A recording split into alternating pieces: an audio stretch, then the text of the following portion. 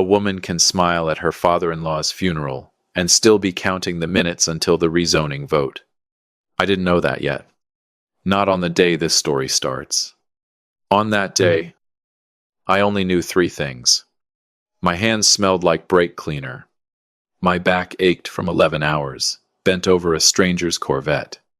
And my wife texted me at 8:15 p.m. asking if I'd finally be home before the good light was gone for pictures. Pictures, for what I didn't know. With Vanessa. There was always a project. My name is Nathaniel Brandt. Everyone calls me Nate. I'm 41 years old, and I run Brandt Auto Restoration out of a cinder block shop near the Duluth Harbor. Not far from the aerial lift bridge. It's the kind of place where the paint's peeling, and the coffee is always burnt. But the cars run right when I'm done with them. That's the part that matters to me. I want to tell you about my father first. Because none of this makes sense without him. My father, Elias Brandt, was 78 years old and drove a 1994 Chevy Silverado with a bad muffler and a rust patch on the tailgate. Vanessa hated that truck. To her, it wasn't just old, it was an embarrassment. Nate, your dad called. Twice, she said, finally looking up from her phone as I wiped grease off my knuckles. And please tell me he isn't driving that eyesore to our neighborhood anymore. My coworkers saw him yesterday, and they literally asked me if he was a character in a sitcom. I called him back before I even took my boots off. Swallowing the anger, Nate. My father's voice came through. Warm and steady. You eat yet, come by tomorrow. I picked up some fresh whitefish off the dock. Going to smoke it low and slow. Bring Vanessa if she wants to come. I looked at Vanessa. She was already rolling her eyes, mouthing the words "no way" before I could even ask. Eating off paper plates at a cramped kitchen table wasn't luxury enough for her. I'll come. Dad. Might just be me. Suit yourselves. He didn't sound hurt. He never let it show. That was the thing about my father. He absorbed disappointment the way that old truck of his absorbed potholes. You'd never know how many hits he was taking underneath. Welcome to Dad's Raw Revenge. Get comfortable. And keep this in mind. The people in this story had every chance to do right. They just chose otherwise. Hit that like button and drop a comment letting me know where you're watching from. Trust me. You're going to love it here. I want you to understand something about my marriage before I go any further. Because I think a lot of you are going to recognize this. And it's going to sting a little. It stung for me too. Eventually. Just took me 6 years to feel it. Vanessa never screamed. She never threw plates. If you'd met us at a dinner party, you'd have thought we had the easiest marriage in St. Louis County. What she did instead was smaller, quieter. A comment here. A sigh there. Your dad really won't get a new truck, she said one night in bed. Out of absolutely nowhere. I mean, at some point, it's embarrassing. Nate. My coworkers ask about him like he's a character in a sitcom. He likes his truck. He likes being cheap. She rolled over. There's a difference between frugal and just refusing to live like a normal person. I remember staring at the ceiling fan going around and telling myself she just wanted more for us. That's all it was. A woman who wanted security. Who didn't want to end up like some of the women in her family. Married to men who never provided. I believed that so hard I built a whole marriage on top of it. Here's the thing. Though, and this is where I need you to pay attention because it matters later. My dad wasn't poor. Not even close. He just didn't believe money was for showing off. He owned that little house on Birchwood Lane. Free and clear.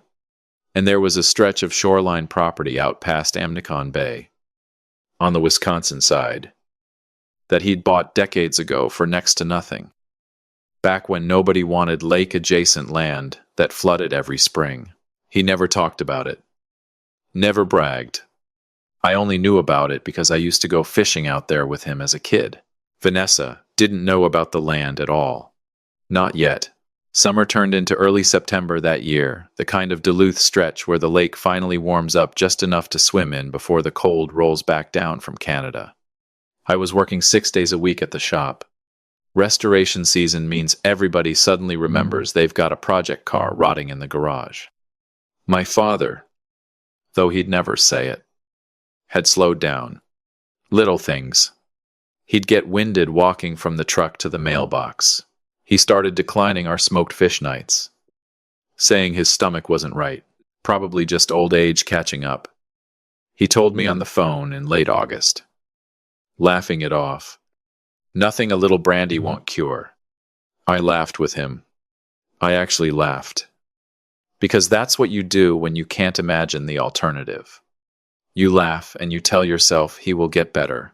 My father died on a Friday morning in early September. Heart attack.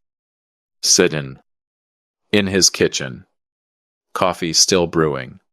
The neighbor, Mr. Owen Pratt, found him when he didn't come out to get the paper. I got the call at the shop.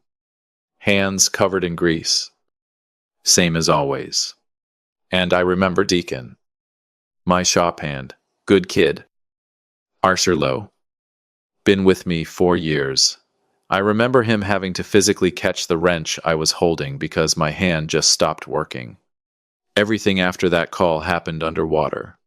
Sound came through muffled. People's mouths moved. But I only caught every third word. The funeral was small. The way he would have wanted it. Held at the little Lutheran church off Piedmont Avenue, where he'd gone every other Sunday for 30 years, the other Sunday schedule being a running joke between us. Since he always said God understood a working man's priorities. Neighbors brought food. Real Northland food. None of that fancy stuff. A woman named Carol from down the street brought a wild rice hottish that could have made a grown man cry on its own. And somebody's husband smoked a whitefish overnight that fed 40 people easy. My father's old truck sat in the driveway the whole week after. And nobody, not me, not anybody could bring themselves to move it. Vanessa was there. She wore black. She hugged the right people. She said he's in a better place now, to enough relatives that it started sounding like a line from a script. I didn't notice at the time how empty it sounded. I was too busy drowning. You okay? She asked me that night. Back at our place. The first time we'd been alone in days. No, I said honestly. I don't think I will be for a while. I know. Baby. She rubbed my back. Take whatever time you need. I believed her. God help me. I believed her completely. 5 weeks passed. I went back to the shop because staying home made the silence in my own head too loud. Deacon handled me with a kind of gentle patience I didn't know a 26-year-old had in him. Took the easy jobs off my plate without making a thing of it.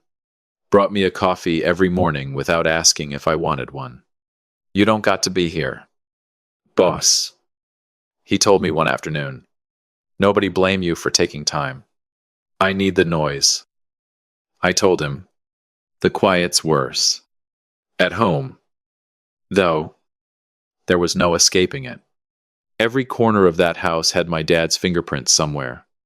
A chair he'd fixed for us. A fishing rod he'd left in the garage just in case. I'd sit on the couch some nights just staring at nothing. The TV on, but not really on. My mind stuck somewhere between the hospital and the church, and every conversation I wished I'd had with him and didn't. That's exactly where I was, couch. Dead air. Grief sitting on my chest like a wet coat when Vanessa walked in from the other room and dropped something in my lap. A brochure. Glossu. The Fjords of Norway. Big bold letters. A couple on a cruise deck. Looking like they didn't have a single problem between them. I stared at it for a second before it registered. What's this? I was thinking Norway, she said, sitting on the arm of the couch like she was announcing dinner plans. We've been through so much. We deserve something to look forward to. I actually thought I'd misheard her. I remember replaying the sentence in my head, waiting for it to make sense a different way. Vanessa. My voice came out flatter than I meant it to. My dad's been gone 5 weeks. I know that. Nate. She said it like I was the one being unreasonable. I'm not saying tomorrow. I'm saying we should have something to plan. Something good. I can't even think about a vacation right now. She was quiet for a second. Just a second. And in that silence, something shifted in her face that I'd never seen before. Not sadness. Not patience. Something colder. Grief doesn't pay for anything. Nate. I didn't understand that sentence yet. I wouldn't understand it fully for another few weeks. But I felt it land somewhere in my chest like a stone dropped into still water. And even numb as I was, even grieving as I was, some small, quiet part of me knew that sentence didn't belong to a woman who loved me. She stood up, smoothed her shirt, and walked back toward the kitchen like she hadn't said anything at all. I sat there holding a brochure for the fjords of Norway. My father, 5 weeks in the ground. And for the first time in 6 years of marriage, I felt something I couldn't name yet. I just knew it tasted like fear. What I didn't know yet was that the person sleeping next to me every night had already been doing math on my family's grief. I didn't know about the land yet. I didn't know what Gerald Whitcomb, my dad's attorney of almost 20 years, was quietly finalizing behind closed doors that same week. All I knew, sitting on that couch with a glossy brochure in my hands and my father's absence pressing down on the whole house like the lake fog outside, was this: the woman I married was not who I thought she was. And she had absolutely no idea what my father had already done to protect me from her. She started spending his money before she even knew how much there was. That's the part that still gets me. Looking back, Vanessa didn't wait for a number. She didn't wait for a lawyer, a ledger, a single confirmed fact. She just decided there was a fortune sitting somewhere with my name on it. And she started building her new life on credit before anybody told her the terms. I didn't know any of that yet. Though, not that week. That week I was still trying to figure out how to breathe. Late October, in Duluth, does something to a house. The furnace runs constant, and you can hear it click on and off like a heartbeat in the walls. I notice things like that now, small sounds. Small silences because my mind had nowhere else productive to go. Grief does that. It turns you into somebody who notices everything and processes nothing. I was back at the shop most days. Deacon had taken to running interference for me without ever making it obvious. Fielding calls from customers who wanted to vent about their paint jobs. Steering the easy work my way and the complicated jobs to himself. You don't have to prove anything right now, he told me one afternoon. Elbow deep in somebody's carburetor. Cars will still be broken next week, I said. Sitting still's easier said than done. My head goes places I don't want it to go. Truer than I even meant it. Because at home, my head had started going somewhere. I really didn't want it to go straight to my wife. And a math problem she seemed to be solving without me. It started small. A new handbag in the closet I didn't remember her buying. A comment about how some people around here don't know what they're sitting on. Then, about 2 weeks after the brochure incident, it stopped being small. I came home from the shop. Grease under my nails. Same as always. And found her at the kitchen table with her laptop open. A legal pad next to it covered in her handwriting. Numbers. Circled numbers. What's all this? I asked, dropping my keys on the counter. I've been doing some research. She didn't even look up right away. Did you know the shoreline rezoning out past Amnicon is happening this spring? Lake-adjacent parcels out there are about to be worth triple what they were. My stomach dropped straight through the floor. How do you know about the land? Now she looked up. and there was something in her face. Not embarrassment, not guilt. Satisfaction, like she'd caught a fish. She'd been patiently baiting for weeks. Your dad's neighbor mentioned it at the funeral. She said Elias always talked about the property like it was some big secret. I did a little digging after an official-looking packet from a resort developer showed up in your dad's mail last week. She tapped the legal pad. Nate. A hospitality group offered him a massive buyout because of the upcoming shoreline rezoning. Once that goes through in March, that useless marshy shoreline is easily worth maybe $5.5 million. I sat down slowly across from her because my legs didn't feel like they wanted to hold me up standing. Vanessa. I don't even know what my dad's estate looks like yet. Gerald hasn't called us in for anything. Well, he needs to. She closed the laptop with a decisive little snap. Because I've been thinking we should get a new car. That old Accord is embarrassing. And I don't want to keep driving something with 145,000 miles on it when we're about to come into real money. Real money. Like my father was a lottery ticket she'd been holding on to. Waiting to cash. He's been gone 5 weeks. I said quietly. I'm aware of how long he's been gone. Nate. Her voice sharpened. I'm also aware that life keeps going. I want a BMW X5. And I've been looking at contractors for the kitchen. That laminate countertop has to go. It's humiliating when people come over. I just stared at her. 5 weeks. My father's truck was still sitting in his driveway because nobody could bring themselves to move it. And she was thinking of her next car. Nate, she said softly, stepping closer, putting a hand on my chest. It felt practiced. Think about it. Your dad lived like a pauper, but he did it so we wouldn't have to. Don't you think he wants us to actually enjoy life? We need to call Gerald Whitcomb and execute the estate immediately. It's what Elias would want for us. She was using his memory as a crowbar to pry open his wallet. I can't do this right now, I said, pulling away from her. Can't do what? Have a conversation about our future. Our future can wait until I've buried my dad's memory with some dignity. Vanessa. My voice cracked in a way I hated. I'm not doing kitchen countertops right now. I'm not doing a BMW. I need you to just give me room.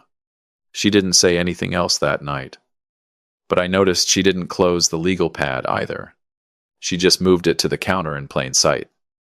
Like a reminder she wanted sitting there when I walked past it every morning. If you've ever watched someone you love turn into a stranger in slow motion, you know exactly how the next month felt for me. Gerald Whitcomb called the house at the end of November. He mentioned there were several unique components to my father's assets. Vanessa was listening on speakerphone, practically glowing. To her, unique components was lawyer speak for a massive jackpot. December hit differently that year. Duluth in December is a special kind of misery, the kind of cold that makes the sidewalks groan and makes everybody a little meaner than they mean to be. It was a Thursday night. I remember because Thursday was trash night. And I was hauling the bins out to the curb when Vanessa came out onto the porch holding a folder. We need to talk, she said. Those words that have never once, in the history of marriage, preceded anything good. I set the trash bin down and walked up the steps. She held the folder out to me. Inside was a printout, a listing for a house in the Congdon Park neighborhood. A lakefront estate easily worth $1.6 million. With her handwriting scrawled in the margins. Perfect for us. View. Duck. 5-bed. Vanessa. What is this? I found our house, she said, like she was announcing good news. I know it seems fast, but the market moves quick, and once your dad's estate clears, we'll want to move fast. 2. We are not buying a $1.6 million house. Why not? Her voice climbed half an octave. You're about to inherit millions. Nate. I looked it up myself. The rezoning goes through in March. And that land your dad had out past Amnicon Bay is going to be worth a fortune. I don't understand why you're acting like we're broke. Because I don't know what I'm inheriting. My own voice came out louder than I meant it to, echoing off the porch ceiling. Gerald hasn't told us anything specific. You're planning our entire life around a number you made up in your head. I didn't make it up. She crossed her arms. I did research. I know what that land is worth. And frankly, Nate, I think it's time you start acting like a man whose wife deserves a life, instead of some grease monkey who's content living paycheck to paycheck out of loyalty to his cheap dead father. The words hit me like a slap. A real one. My ears actually rang. Don't, I said, low and shaking. Don't you ever talk about my father like that again. Why? Because it's true. She stepped closer, and her voice dropped into something colder than I'd ever heard from her. Your dad held you back your whole life. Nate, 40 years in that same tiny house. That truck. He could have given you a real start. And instead, he let you scrape by fixing rich people's cars while sitting on millions of dollars he never touched. And now that he's finally dead, and there's actual money on the table, you want to sit here and act like spending it is some kind of sin. I couldn't speak. My jaw was locked so tight it ached. I loved him. I finally managed. I don't care what he had or didn't have. I loved him for who he was. Well, I didn't marry your father. Vanessa snapped. I married you. And I am done. Done living like this while there's a fortune sitting in some lawyer's file cabinet with your name on it. This was it. This was the moment I would replay 100 times over the following weeks, trying to find the version of myself that saw it coming sooner. So, what exactly do you want from me? Vanessa, I asked quietly. She looked at me for a long moment. And then she said the sentence that changed everything. If you won't share it and give me the life I deserve, I'll divorce you and take half of it anyway. Silence. Real silence. The kind where you can hear your own blood in your ears. Somewhere down the block, a plow scraped by. A dog barked once. Normal sounds from a world that hadn't just ended for me. You'd divorce me, I said slowly. Over money you don't even know exists yet. I'd divorce you, she said, because apparently that's the only way you'll take me seriously. She turned and walked back inside, letting the storm door slap shut behind her, leaving me standing on the porch in the December cold with an empty trash bin at my feet and a marriage that had just quietly died right in front of me. I didn't cry. I want you to know that. I thought I would. I thought that sentence would break something open in me and I'd fall apart right there on the porch steps. Instead, something went still. Something went cold and clear. Like a fever finally breaking. I'd spent 6 years defending her to everyone who questioned her, including myself. And in one sentence, on one freezing Thursday night, she told me exactly who she'd been the whole time. I want to tell you what I did next, because I think it's the part that surprised even me. I walked back into the house. I didn't fight. I didn't scream back. I didn't call a lawyer of my own or start hiding assets or plotting some kind of counterattack. I went inside, got a glass of water, and sat down across from her at the kitchen table and looked her dead in the eye. If you want a divorce, Vanessa, file the papers, I said, my voice completely devoid of emotion. But I am not touching my dad's memory right now to satisfy your greed. Do what you have to do. She looked surprised. What? Vanessa stared at me, completely caught off guard. She expected tears. She expected a shouting match. She expected me to beg her to stay. I'm not going to fight you, I repeated. You want out. You want the money. You want whatever life you think is waiting on the other side of my father's death. Fine. Take it. I don't have the strength to fight you and grieve him at the same time. And I'm not going to turn what's left of him into a courtroom circus. I meant every word. I was so tired, so hollowed out by grief, that the idea of a legal war felt like more weight than I could carry. I thought giving up was the only piece I had left to protect. Vanessa stared at me for a long moment, and something crossed her face I didn't expect. Not relief, not triumph. Something more like confusion, suspicion. You're just going to let me walk?" she asked slowly. "I'm letting you do whatever you think is best for you," I said, and walked into the bedroom. She narrowed her eyes at me like I'd said something in a language she didn't speak. And that right there, that look was the first sign I had, that giving up quietly might do something to her, that fighting back never could. Over the next month, Vanessa changed again, but not in a way I expected. She got quiet, watchful. I'd catch her staring at me across a room like she was trying to solve a puzzle. She started asking strange questions. Did I talk to a lawyer? Did I make any calls? Was I hiding something from her? I'm not hiding anything, I told her. Honestly, more than once. I told you, I'm not fighting this. But she didn't believe me. And here's the thing about a woman like Vanessa, a woman who'd spent a month doing math on a fortune she'd never even seen a number for. Silence from the other side doesn't read as peace. It reads as strategy. She thought I was up to something. She couldn't imagine a version of me that simply didn't want to fight. So, in her mind, my calm had to be a trap. That paranoia sent her running. Not toward caution, but toward the most aggressive divorce attorney in St. Louis County, a man named Grant Ashworth, who apparently had a reputation for going for blood in high-asset settlements. She didn't tell me she'd hired him. I found out from a certified letter that showed up at the shop, addressed to me, informing me that Vanessa Brandt was filing for divorce and that all future communication should go through counsel. Deacon was the one who handed it to me. He watched my face as I read it. "Boss," he said carefully. "You all right, yeah?" I said.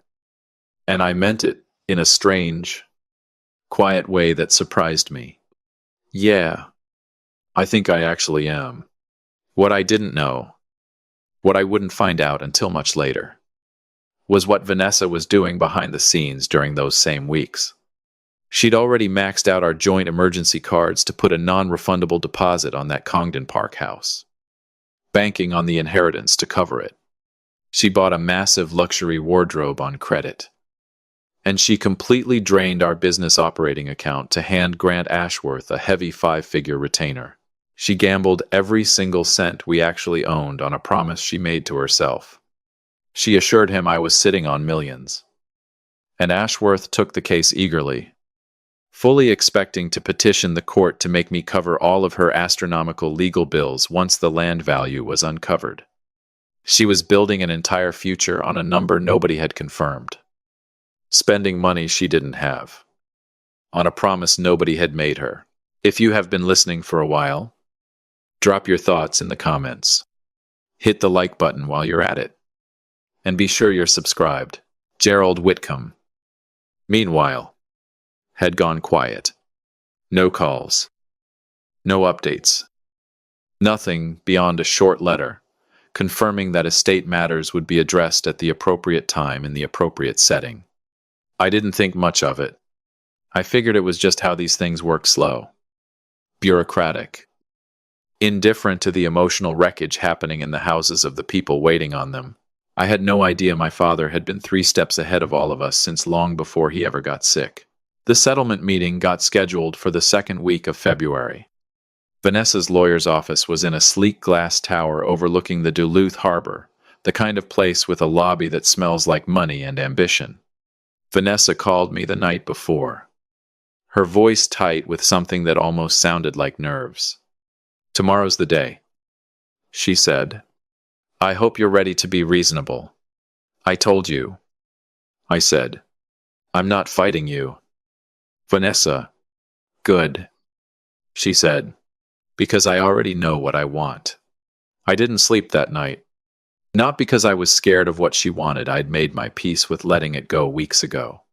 I lay awake because some part of me, some quiet, patient part I didn't fully understand yet, kept thinking about the look on Gerald Whitcomb's face in that first meeting. The look he gave me right before we left his office. Like he knew something I didn't.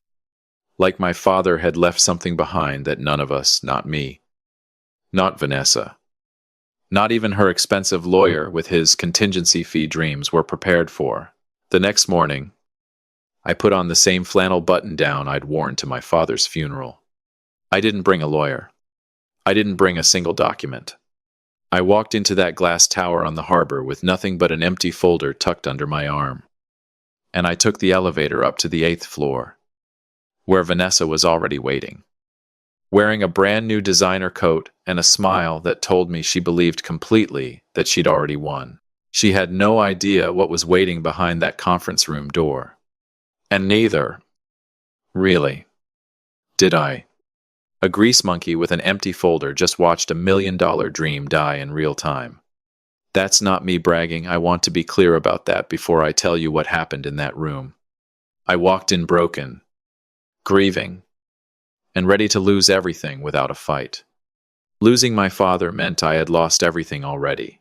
The conference room on the 8th floor had floor-to-ceiling windows looking out over the harbor and the lift bridge, the kind of view that costs extra just to sit near. Vanessa was already seated when I walked in, flanked by Grant Ashworth, a tall man in an expensive suit with the kind of tan that comes from a membership, not a job. Vanessa looked like a woman headed to her own coronation. Nate. Grant Ashworth stood and extended a hand like we were old friends closing a business deal. Glad we could finally sit down and get this resolved. I shook his hand once, briefly, and sat down across from them. Empty folder in front of me. Nothing in it but a blank legal pad I hadn't written a single word on.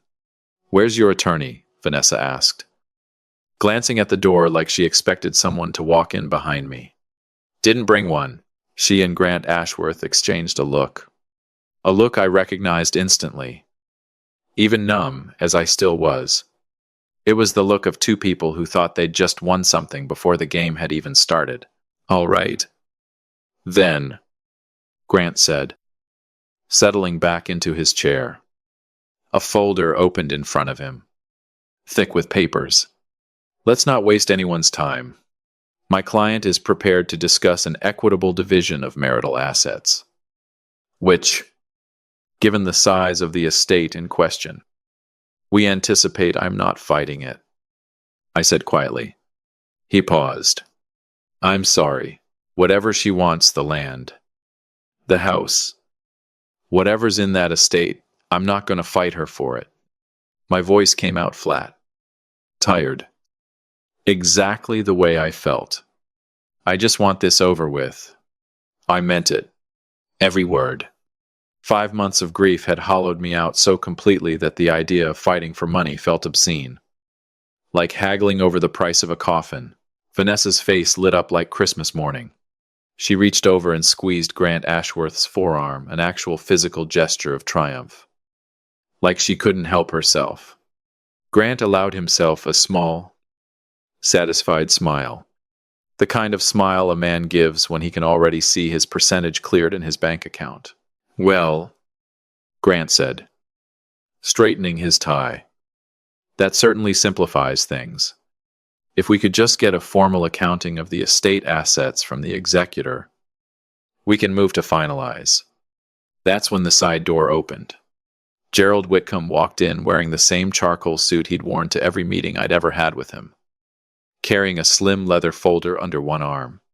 He nodded politely to the room, took a seat at the head of the table, and set his glasses on the bridge of his nose with the unhurried calm of a man who had done this exact thing 1,000 times before and knew precisely how it was going to go. "Thank you for joining us," Grant Ashworth said, sitting up straighter. "We'll need a full accounting of the estate assets, specifically the Amnicon Bay shoreline property and any liquid holdings. For the purposes of this settlement. Of course, Gerald said. He opened the folder, glanced down at a single page, and looked back up at the room over the top of his glasses. Though I should clarify something first. For the sake of accuracy, something in his voice made the hair stand up on the back of my neck. I didn't know what was coming. But I knew, the way you know a storm is close before you see the clouds, that something was about to change in that room. There is nothing to divide. Gerald Whitcomb said. Silence. Vanessa blinked. I'm sorry. What? There is nothing to divide. He repeated. Calm as still water. Elias Brandt did not leave any property or funds directly to his son, Nathaniel.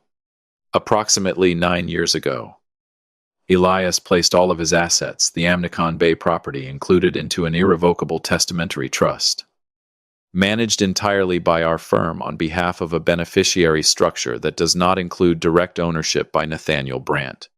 He looked at Vanessa, not unkindly, but without an ounce of apology either. Legally speaking, Mr. Brandt owns 0% of these assets. They are held in trust, entirely shielded from claims against his personal estate, including, I'm afraid, marital dissolution proceedings. I want you to sit with that sentence for a second. The way I had to sit with it in real time. 0%. My father quiet. Stubborn. Fish smoking. 40 years in the same house. Elias Brandt had legally made it so that nothing he owned could ever be touched by anyone who came at me sideways. Not even me. Technically, especially not anyone chasing it through a courtroom. Grant Ashworth's face went through about 4 different expressions in the space of 2 seconds. Confusion. Disbelief. Calculation. And finally something that looked a lot like panic. He cleared his throat. That's not possible. My client did extensive research on the rezoning valuation of that property. We structured an entire... I understand the property has significant projected value. Gerald said evenly. That value, however, belongs to the trust. Not to Mr. Brandt. Not to his marital estate. The trust has its own designated administrator and its own beneficiaries, none of which include claims arising from a divorce. Who are the beneficiaries? Vanessa's voice had gone thin. Brittle. Like ice about to crack. Gerald Whitcomb looked at her for a long moment. That's not something I'm at liberty to disclose in this setting. Mrs. Brandt. But I can tell you, it is not you. I watched my wife's face fall apart in slow motion. Every carefully applied piece of makeup, every ounce of confidence she'd walked in, wearing like armor, it all just started sliding off her at once. She turned to Grant Ashworth. Fix this. Do something. Mrs. Brandt. Grant said carefully, and I could hear the shift in his voice, already the sound of a man doing math on his own losses. If the assets are held in an irrevocable trust structured prior to the marriage, this changes the entire... He stopped. Started again. I'll need to review the trust documents personally. But if what Mr. Whitcomb is describing holds up, there may not be significant marital assets to pursue here at all. There has to be something, Vanessa said, and her voice cracked right down the middle. The house. The truck. Something.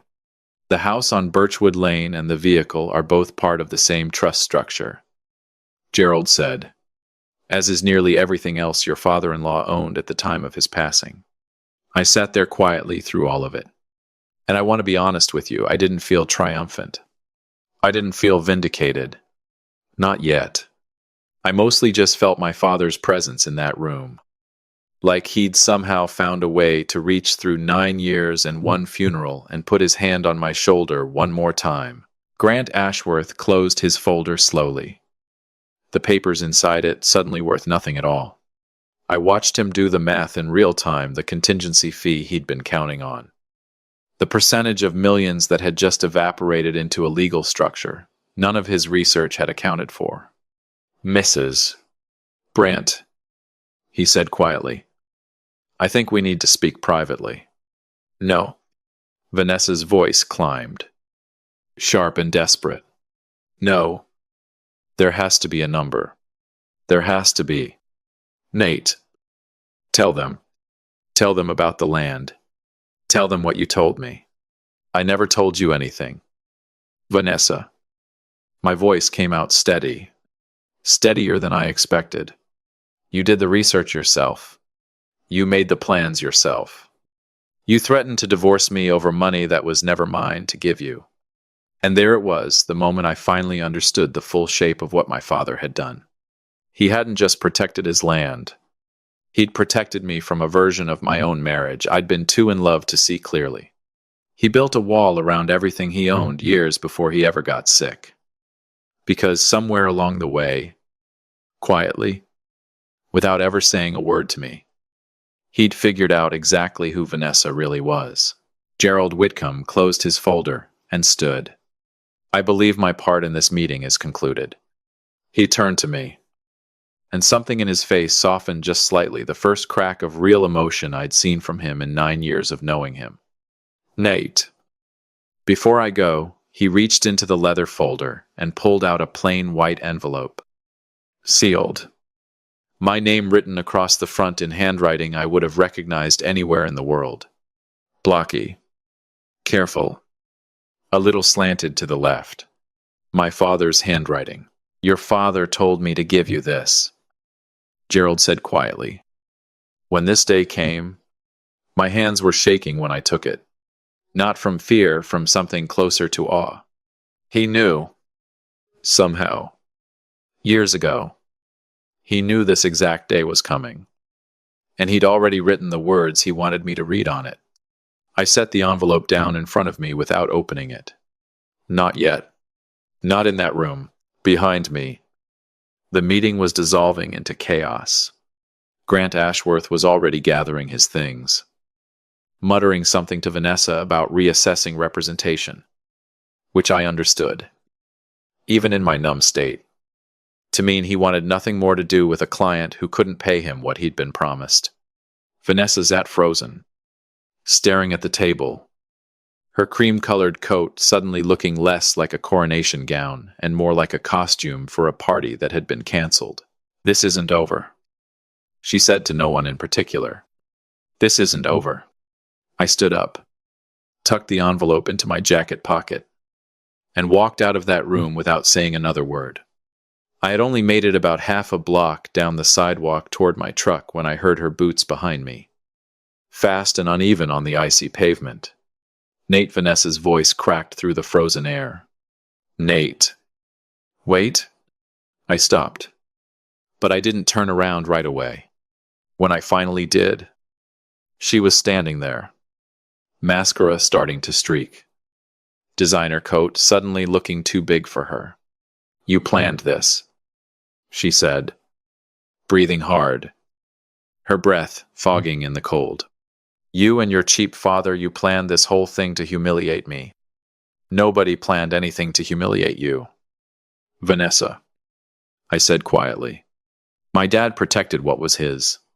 That's all that ever happened here. You knew, she said, pointing a shaking finger at me. You had to have known.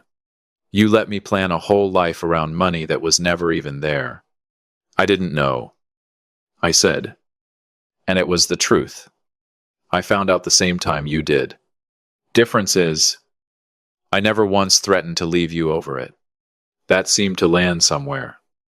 Because her face crumpled, and the anger dissolved into something closer to real tears. We had 6 years. Nate, she said, voice breaking.